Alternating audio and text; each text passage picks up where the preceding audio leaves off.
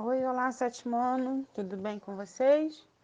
Então, pessoal, nós vamos entrar agora no segundo bimestre e a gente vai começar a falar da unidade 1, que é construções poéticas. Vamos estar falando agora sobre. A gente vai ver ao longo deste ano as várias representações artísticas.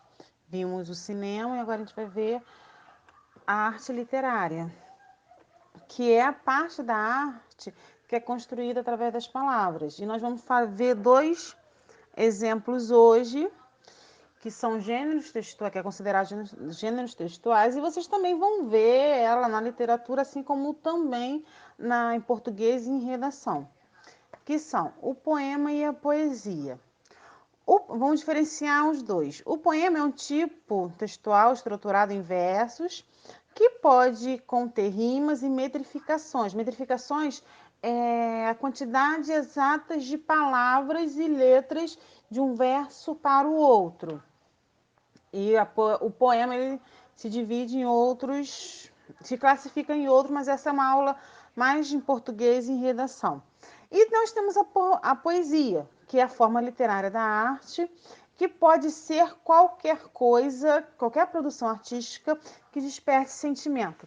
Gente, o poema ele vai ser a arte escrita, vai ser você fazer rimas, conter palavras. Já a poesia, ela vai ser a essência que faz com que você escreva, com que você... São os seus sentimentos que vão ser expressados. Então, por isso que a poesia, pode estar em qualquer produção artística que desperte sentimento. É aquela arte provocada pelas nossas emoções. Vamos falar sobre alguns poetas brasileiros que são os mais, assim, eu não coloquei todos, mas aqueles que mais se destacaram. Nós temos o Carlos Drummond de Andrade, ele participou da Semana da Arte Moderna, ele é um poeta modernista do movimento artístico modernismo. Ele é um escritor e muitas das coisas que ele escreveu foi em tom de crítica da sociedade atual. Nós temos o Manuel Bandeira, que também é do mesmo período de Carlos Drummond de Andrade, modernista, ele é professor de literatura. Ele foi um dos que trouxeram uma mudança muito grande dentro da literatura brasileira. Ele é autor da poesia Os Sapos, que era uma crítica à forma de fazer poesia parnamisiana. E quando ele faz isso, ele quebra toda uma estrutura, porque até então a poesia era estruturada, numa estética perfeita, que falava da beleza, que falava do amor, que falava do carinho, e de repente ele vem fazendo uma poesia que criticava determinadas construções literárias. Então, assim, ele foi um escândalo quando ele fez essa apresentação, quando foi feita a apresentação do seu texto na Semana da Arte Moderna, porque ele não pôde participar. Nós temos Mário Quintana, e os seus textos são muito ricos e são muito simples. Ele fala muito do seu cotidiano, da sua vida simples. Nós temos Vinícius de Moraes, que eu acho que não tem como vocês não conhecerem Vinícius de Moraes.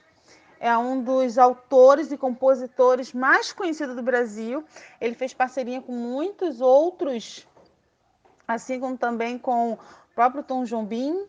Escreveu músicas lindas, e vamos falar também dele um pouco mais para frente.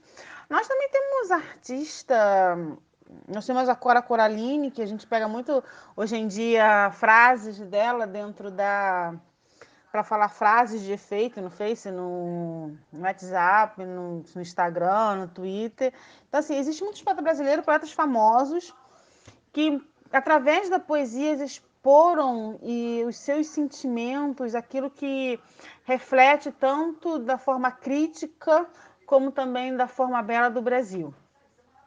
A poesia, ela não, como a gente falou sobre poesia, o poema ele é a arte através das palavras, e a poesia é tudo aquilo que provoca um sentimento. Então, assim, a gente vai falar da poesia, a poesia visual, que é aquela que usa tanto o poema quanto o visual para montar uma mensagem.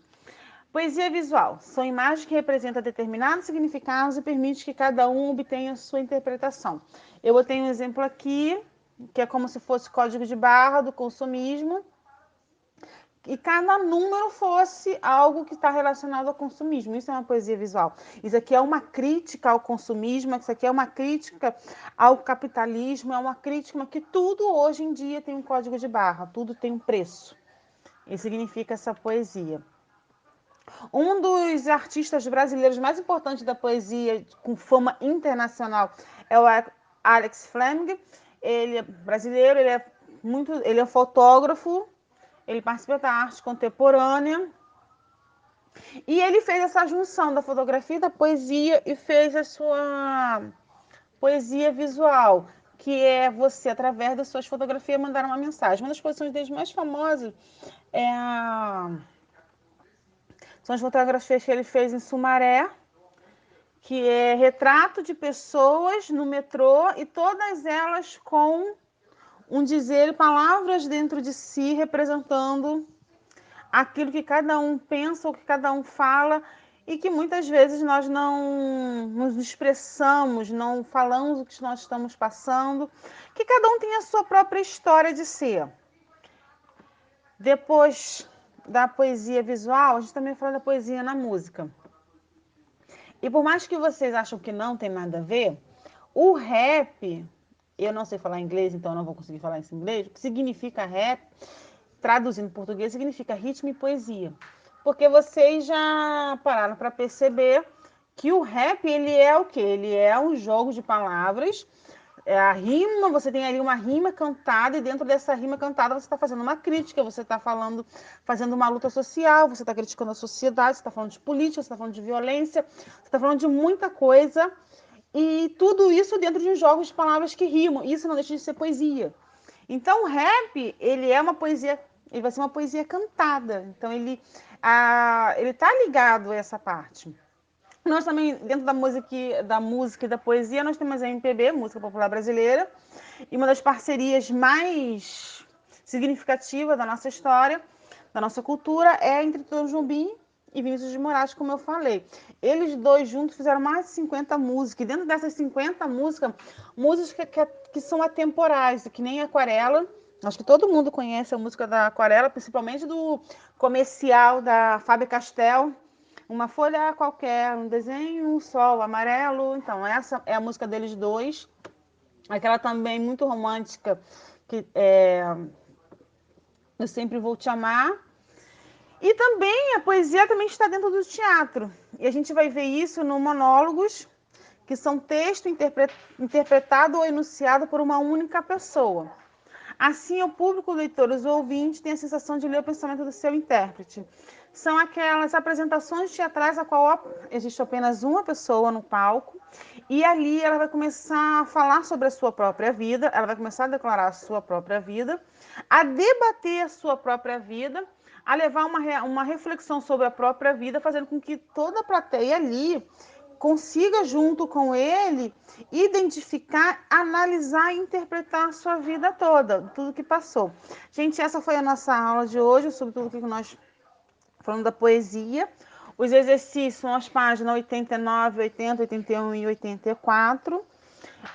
Vou ver com vocês depois, porque eu estou querendo a gente passar a fazer as aulas normais dos vídeos e depois a gente ir para o Zoom para fazer uma aula para a gente responder essas questões todo mundo junto, tá bom?